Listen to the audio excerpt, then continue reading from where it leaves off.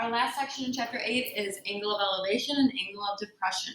So angle of elevation, elevate means rise, so it means that it's above the horizontal line.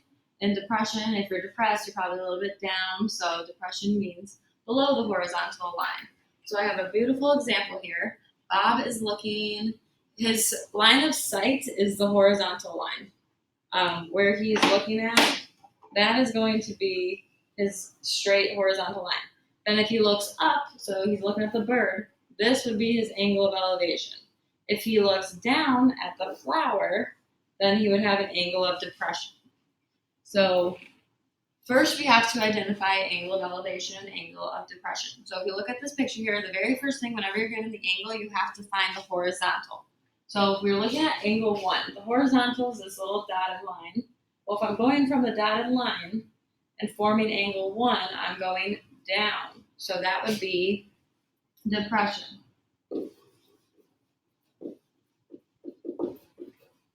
Angle 2 now, it's looking like there's a person in here and they're looking across the way. And what it looks like is they're looking up at this bird. So they're looking up to form angle 2. That would be elevation. Angle 3, we have, again, the same horizontal line because the same person is looking, but now they're looking down here at the cliff.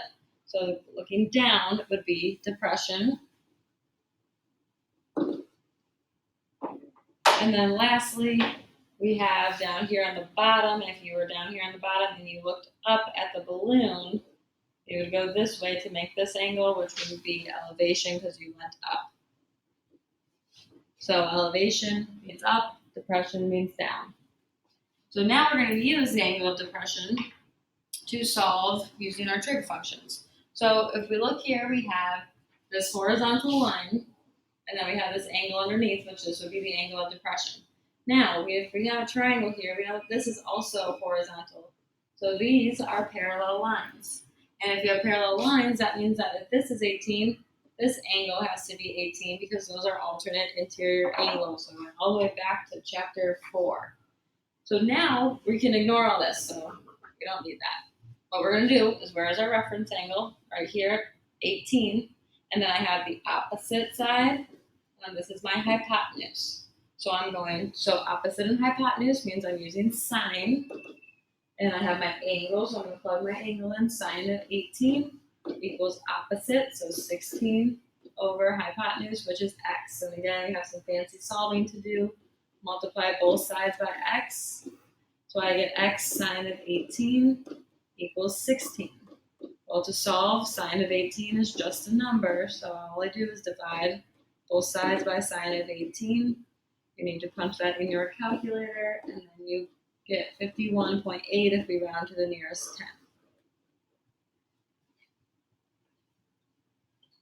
Example 3, so a word problem. Whenever you have word problems this chapter, you have to draw a picture. So you have a meteorologist measures the angle of elevation of a weather balloon as 41 degrees. A radio signal from the balloon indicates that it is 1503 meters away from his location. How high above the ground is the balloon? So I'm going to put a balloon here. This is my balloon. And then I have a meteorologist. So my meteorologist, he's down here.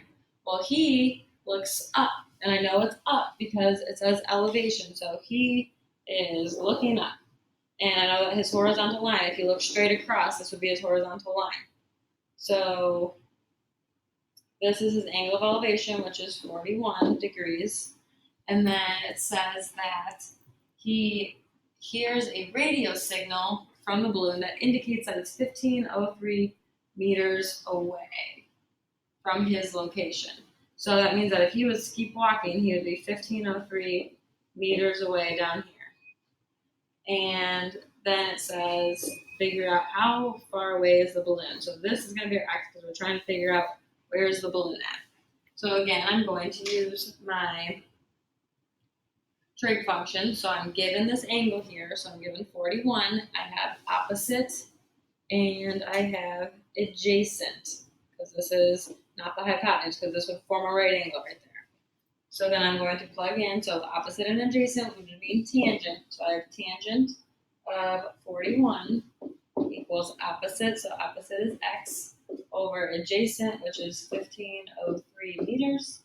To solve, you would multiply 1503 on both sides, and then you would punch that into your calculator, and 1503 times tangent of 41 would give you 1306.5.